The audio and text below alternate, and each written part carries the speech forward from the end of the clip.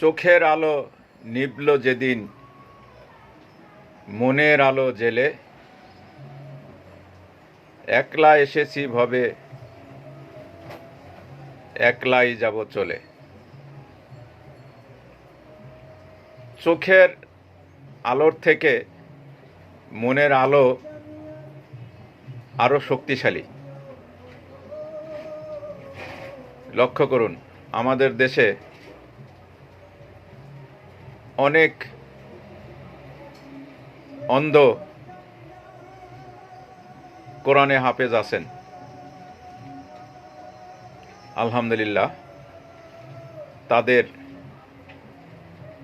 চোখের আলো হয়তো নাই, কিন্তু তাদের মনের আলো যে এত প্রখর,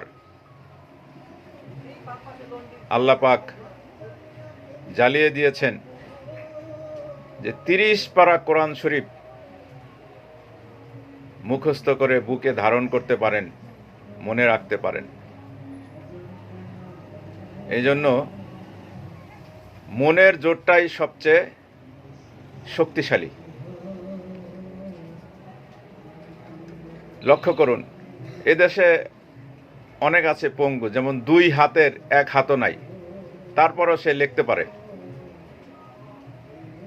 কলেজ ভার্সিটিতে পড়ে।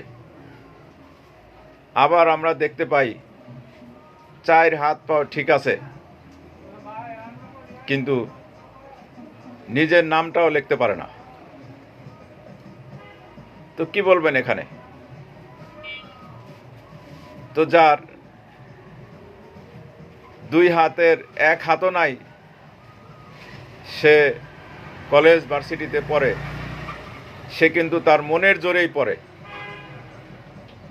চোখে দেখতে পায় না, কিন্তু 30 পারা কোরআন শরীফ পড়তে পারেন। এর মনের শক্তিতেই পড়তে পারেন, মনের আলোতেই পড়তে পারেন। সুতরাং মনের শক্তি, মনের আলোটাই যার যার মনের আলো তাড়াতাড়ি জ্বালাতে হবে।